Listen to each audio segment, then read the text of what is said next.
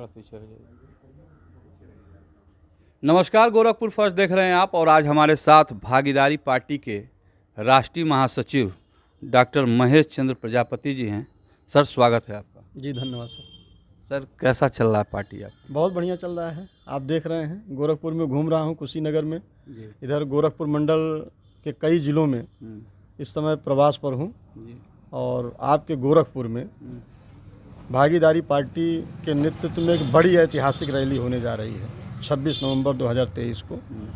उसी की तैयारी को लेकर हम यहाँ निरंतर चल रहे हैं। हम आप सभी को बता दें कि अभी जो है राष्ट्रीय महासचिव जी जो हैं यह कुशीनगर जनपद के मथौली ग्राम सभा में हैं, और यहाँ अपने समाज के लोगों के साथ मिल करके भागीदारी पार्टी के साथ जुड़ने का आह्वान कर रहे हैं और साथ मजबूत करने की कोशिश कर रहे हैं। जी। सर, 2017 में आप कई लोगों के साथ जो है मिल करके भागीदारी का जो है मंच बनाया था, कैसा रहा था सर अनुभव? देखिए, 2017 नहीं 2022 के चुनाव में हम लोगों ने एक भागीदारी संकल्प मोर्चा बनाए थे, जिसमें श्री ओम प्रकाश राजभर जी, बाबू सिंह कुशवाहा, प्रेमचंद प्रजापति, बाबू रामपाल, 8-10 दल एकजुट हुए थे। और हम लोगों की लड़ाई थी कि भाई उत्तर प्रदेश में जो आज़ादी के 76 साल से पिछाड़े गए लोग हैं, जो अपने अधिकारों से वंचित हैं, उनकी हिस्सेदारी को लेकर हम लोग लड़ रहे थे। लेकिन दुर्भाग्य कहा जा सकता है कि समाजवादी पार्टी के साथ गठबंधन हुआ, और जिस तरीके से समाजवादी पार्टी ने भागीदारी संकल्प मोर्चा के अन्य नेताओं को धोखा देने का कार्य किया, भागीदारी संकल्प मोर्चा के कोई भी नेता कभी कल्पना भी नहीं किए होंगे। और उसी का खामियाजा है कि 2022 में अखिलेश यादव की सरकार नहीं बनी। मैं तो अखिलेश जी के साथ में था।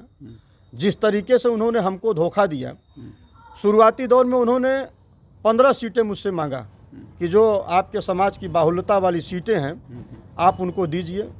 मैं 15 सीट दिया, 15 के बाद 10 कहीं जो बहुत महत्वपूर्ण सीट है 10 सीट लिख कर दीजिए। 10 सीट दिया, 10 से 8, 8 से 7, 7 से 5, 5 से 3, 3 से 2, अंत में कहते हैं कि भाई हमारे सीट पर लड़िए, और वह नहीं हो पाया। मतलब कि उन्होंने जिस तरीके से भागीदारी पार्टी को माननीय श्री प्रेमचंद प्रजापति जी को धोखा देने का काम किया, तो एक तो गाँव में कहावत कहते हैं ना कि हो वही जो राम रचि राखा। जब अखिलेश यादव जी ने माननीय श्री प्रेमचंद प्रजापति जी को धोखा दे दिया, तो प्रदेश की जनता ने उनको धोखा दे दिया। और हमने तो बड़ी सीख उनसे लिया।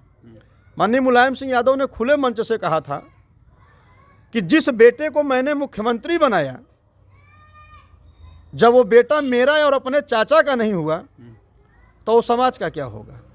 आपने देखा 22 के चुनाव में माननीय शिवपाल यादव, जिन्होंने खून पसीने से पार्टी को सींचा और इतनी बुलंदियों पर ले गए, और जब वो शिवपाल यादव जी को धोखा दे दिए, अपने सिंबल पर लड़ाए, तो प्रेमचंद प्रजापति जी को धोखा देने में कौन सा समय लगता? जी सर, जब आप योगी सरकार में मंत्री रहे हैं, तो ऐसी कौन सी महत्वाकांक्षा रही जो आपको सपा से और अखिलेश से जुड़ना पड़ा? देखिए, हमारी लड़ाई व्यवस्था परिवर्तन के खिलाफ थी कि आज़ादी के 76 साल बाद जो विकास की मुख्य धारा के अंतिम पायदान पर बैठा हुआ व्यक्ति है, उसकी भागीदारी कैसे दिलाया जाए। उसके बेटा बेटी जो पढ़ लिख कर बेरोजगार घूम रहे हैं, उनको रोजगार कैसे उपलब्ध कराया जाए। उनको मास्टर बाबू, डॉक्टर, चपरासी, लेखपाल, सिपाही, दरोगा कैसे बनाया जाए। इस सवाल को लेकर जब हम लोग भाजपा सरकार से लड़ते थे, तो भाजपा के बड़े नेता कहते थे कि नेताजी आप सरकार का विरोध कर रहे हैं। तो हमने कहा यार ये बताओ भाई, अपनी हिस्सेदारी मांगना क्या सरकार का विरोध करना होता है? क्या हम केवल वोट देने की मशीन है क्या? चुनाव आ जाए वोट दे दीजिए, हिस्सेदारी मत मांगिए। भाजपा के 6.5 साल के कार्यकाल में 96 हत्या अकेले प्रजापति समाज में हुई है। और एक बड़ी घटना का उदाहरण मैं आपको दूं, आपके बगल देवरिया में पंडित जी बनाम यादव जी के यहाँ निर्ममतापूर्वक हत्या की गई, आपने देखा। मैं उस घटना की घोर निंदा करता हूं कि ऐसी घटना नहीं होनी चाहिए, लेकिन इस घटना को जिस तरीके से हाईलाइट किया गया, देश लेवल पर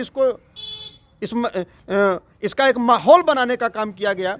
माननीय अखिलेश यादव जी गए, योगी जी गए, भाजपा के बड़े नेता, सपा के बड़े नेता गए, तमाम कांग्रेस बसपा के नेता गए, उससे भी भयावह घटना एक मैनपुरी में हुई थी प्रजापति के साथ।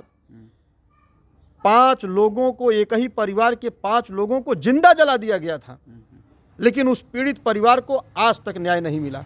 आप कल्पना करो, अभी हमारे आपके हाथ में रोटी जो गौवा में बनाते हैं, जब फूल जाती है तब फूंक देती है तो थोड़ा सा जल जाता है तो बड़ा तकलीफ होता है।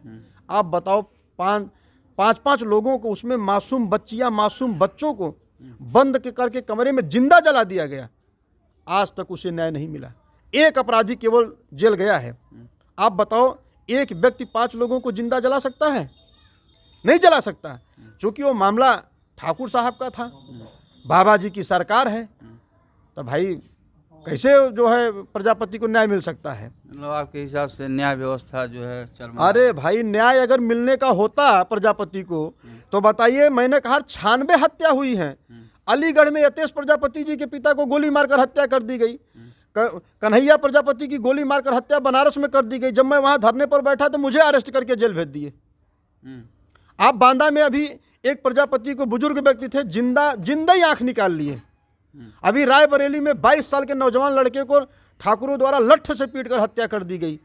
आपके यहीं देवरिया में, ये हमारे राष्ट्रीय सचिव जी हैं, पूछिए, ये तो उस घटना में गए थे, एक मासूम बच्ची के साथ बलात्कार किया गया, उसको न्याय नहीं मिला। अभी आपके आजमगढ़ में एक बच्ची को 25-26 साल की थी, उसका रेप करके उसके शरीर को 5-5, 6-6 हिस्सों में काट दिया गया, उसको न्याय नहीं मिला। इस तरीके के अपराध भाजपा सरकार में हो रहे हैं और जाति देखकर टारगेट किया जा रहा है, जाति देख को न्याय मिल रहा है। इसलिए मैं तो घूम घूम के अपने समाज के लोगों को समझा रहा हूँ, पिछड़े गए लोगों को समझा रहा हूँ कि क्यों दूसरों का डंडा झंडा लेकर चल रहे हो, जहाँ आप सुरक्षित नहीं हो, आपका परिवार सुरक्षित नहीं है, आपके बच्चों को एजुकेशन नहीं मिल रहा है, आपको न्याय नहीं मिल रहा है, जाति जुल्म, अत्याचार, उत्पीड़न, लूट, हत्या, बलात्कार निरंतर इस सरकार में बढ़ रहे हैं, तो ऐसे पार्टी को क्यों वोट देते हो? भागीदारी पार्टी 26 नवंबर को गोरखपुर में ऐतिहासिक रैली करने जा रहा हूं और प्रजापति समाज ने भी मन बना लिया है कि 76 साल से बहुत ढोए हैं, कहीं न्याय नहीं मिला। मैं बार बार कहता हूं, बाबा साहब B.R. अम्बेडकर जी ने कहा था कि जब हर जाति की पार्टी होगी तो सदन के उस मंदिर में हर जाति का प्रतिनिधित्व होगा। क्योंकि जितनी भी बड़ी पार्टियां हैं, ये जाति देखकर टिकट देते हैं, जाति देखकर मंत्री बनाते हैं, जाति देखकर न्याय देते हैं, जाति देखकर शिक्षा, सब कुछ जाति पर होता है। जाति पर नहीं होता तो ये तहसीलों पर जो ठप्पा मार कर देते हैं कि तुम फला जाति के, तुम फला जाति के, ये नहीं होता। जब टिकट का बंटवारा होता है तो वहाँ जाति समीकरण भिड़ाते हैं कि उस विधानसभा सीट पर कितनी किसकी आबादी है, आबादी के हिसाब से टिकट देते हैं। प्रजापति 10,000 अगर आबादी है तो उसको टिकट नहीं मिलेगा। क्या है 2024 की तैयारी? 2024 में बड़ा खेला। अभी सपा बसपा को नहीं लग रहा है, कांग्रेस भाजपा को, ये लोग सोच रहे हैं कि कुछ नहीं हो रहा है। इतना बड़ा खेला करने जा रहा हूं कि उत्तर प्रदेश में भागीदारी पार्टी 50 सीटों पर लोकसभा चुनाव लड़ने जा रही है। पड़ोसी चले जाइए, बिहार 40 सीट है, 20 सीटों पर लड़ रहा हूँ। वहीं बगल में चले जाए झारखंड, 14 सीट हैं, वहाँ 14 सीट पर लड़ रहा हूँ। आप चले जाओ गुजरात, 26 सीट है, 10 सीटों पर लड़ रहा हूं। मध्य प्रदेश, राजस्थान, 12 राज्यों में भागीदारी पार्टी चुनाव लड़ने जा रही है। अभी मध्य प्रदेश में चुनाव हो रहा है, 5 राज्यों का चुनाव आपने देखा। मध्य प्रदेश में भागीदारी पार्टी ने 23 कैंडिडेट मैदान में उतारा है। अभी तो इन लोगों को लग रहा है कि हम ट्रेलर दिखा रहे हैं, हम तो 24 में पूरी फिल्म दिखाने का प्रोग्राम बनाए हैं। चूँकि समाज जाग गया है और समाज ने मन बना लिया है। आप देखिएगा, मैं आपको आमंत्रित कर रहा हूँ, 26 तारीख को आप गोरखपुर में आइएगा। अब PN पब्लिक स्कूल में देखिएगा, उस ग्राउंड में खड़े होने की जगह नहीं है। बहुत हो गया, 76 साल से हम लोगों को गुलाम बनाया गया, 76 साल से लूटा गया, हक हिस्सेदारी नहीं मिल रही है। आप बताओ, इसी गोरखपुर को ले लीजिए, आप करा लीजिए सर्वे, चले जाइए मंडल मुख्यालय, तहसील ब्लॉक पर चले जाइए, थाने चौकी पर चले जाइए, स्वास्थ्य विभाग में चले जाइए, देखिए पाल प्रजापति, बिंद केवट, मल्लाह, निषाद, भर, राजभर, मछुआरा, दर्जी, तेली, नलबुचड़, कुंडला, खटी, टोम, पासी, इनकी क्या हिस्सेदारी है? क्या हम लोग केवल वोट देने के लिए हैं? किसी थाने पर जाएंगे, 10 सिपाही हैं तो देखिए वहाँ पाल प्रजापति कहीं दिखता है, विश्वकर्मा नाई कहीं दिखता है? कि हम लोग केवल वोट ही देने के लिए बने हुए हैं, हम लोगों की कोई भागीदारी नहीं है। एक अंतिम सवाल है सर, एक अंतिम सवाल आपसे कि ओम प्रकाश राजभर अपनी पार्टी बनाए, जातिवादी पार्टी रही उनकी, संजय निषाद जी जो है अपनी जातिवादी पार्टी बनाए और दोनों सफल हैं। क्या आप भी उन्हीं के नक्शे कदम पे चल के सफल होना चाह रहे हैं? देखिए, कोई पार्टी जातिवादी नहीं होती है। अब जैसे हमारी पार्टी के मुखिया माननीय श्री प्रेमचंद प्रजापति जी हैं। अब जब वो प्रजापति समाज से हैं तो स्वाभाविक सी बात है कि भाई प्रजापति ज़्यादा जुड़ेंगे, तो ये जातिवादी कहाँ हो गया? नहीं, अखिलेश जी पे हमेशा जो है जातिवादी का जो है तगमा लगता रहता है। अब भाई अखिलेश पर इसलिए लगता है क्योंकि पिताजी इनके संघर्ष किए, यादवों को एकजुट किए, और उनकी एकजुटता को देखकर और जाति धर्म के लोग भी उनके साथ जुड़ गए और उनको चाप के वोट दिए, सरकार बन गई, 4-4 बार सत्ता पे चढ़ा दिए।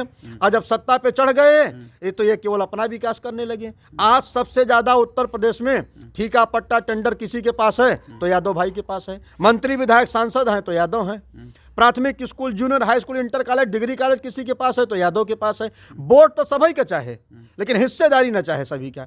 अगर इनकी मंशा साफ होती तो 2022 के विधानसभा चुनाव में इनके साथ था ना, हमको सीट देना चाहिए नहीं देना चाहिए? हम आपको 403 विधानसभा सीट पर वोट डलवा रहे हैं तो क्या हम 5 सीट पर भी नहीं लड़ सकते हैं? हमारी 5 सीट की भी हैसियत नहीं है। ये लोग केवल गुलाम बना के रखना चाहते हैं कि वोट तो इनकी मिल जाए लेकिन इनकी हिस्सेदारी मत दो, इसीलिए सफल नहीं है। अखिलेश यादव जी की अगर ये मंशा होती कि जो छोटे छोटे दल हैं उनको साथ में लेकर चलें, पहले वोट बड़े दलों के पास था क्योंकि पहले लोग पढ़े लिखे शिक्षित नहीं थे, बेवकूफ़ बना के वोट ले लेते थे। अब जो जातियां अपने अधिकारों से वंचित हैं, नट का बेटा, मुसहर का बेटा, कुंजड़ा का बेटा, धईकार का बेटा, आप बताओ क्या ये वोट नहीं देते हैं? क्या इस देश में वो नहीं है? इनकी वोट तो चाहिए लेकिन इनकी हिस्सेदारी न चाहिए। अभी आप सर्वे करा लो, देखो मुसहर का कहीं चपरासी नहीं दिखेगा, नट का बेटा कहीं चपरासी नहीं दिखेगा, इनकी कोई हिस्सेदारी नहीं, किसी सरकारी सेवाओं में कोई इनका हिस्सेदारी नहीं है। तो केवल अब जो लोग पढ़ लिख रहे हैं, जागरूक हो रहे हैं तो अपने कम्युनिटी के लिए, अपने समाज के लिए लड़ रहे हैं। बाकी पार्टी किसी एक जाति की नहीं होती है। लोगों को लगता है कि भाई ये एक जाति के रह गए।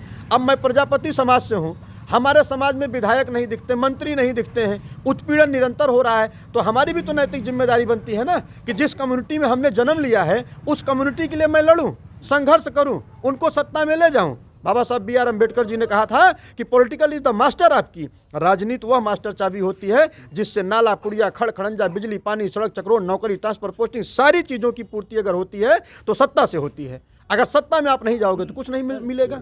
इसलिए मैं चाहता हूं कि जो भी पिछाड़े गए लोग हैं, जो आज़ादी के 76 साल से अपने अधिकारों से वंचित हैं, जो सामाजिक, आर्थिक, शैक्षणिक, सांस्कृतिक, राजनीतिक क्षेत्र में पिछड़ गए हैं, उनकी हिस्सेदारी कैसे दिलाया जाए। जो विकास की मुख्य धारा के अंतिम पायदान पर बैठा हुआ व्यक्ति है, हम उसको पीछे से उठाकर आगे बैठाना चाहते हैं, हम उसके लिए लड़ रहे हैं। और मैं आपको आमंत्रित करूंगा कि 26 नवंबर को आप भी गोरखपुर में आइए और ये समाज देखिएगा, ट्रेलर नहीं पूरी फिल्म दिखाने जा रहा है। इसलिए हमसे बात करने के लिए बहुत बहुत धन्यवाद। तो ये हैं भागीदारी पार्टी के राष्ट्रीय महासचिव डॉक्टर महेश चंद्र प्रजापति जी, जो हमारे सवालों का जो है बेबाकी से जवाब दिए। बाकी अन्य खबरों के लिए बने रहिए हमारे साथ, देखते रहिए गोरखपुर फर्स्ट। मिलते हैं नेक्स्ट खबर के साथ। नमस्कार।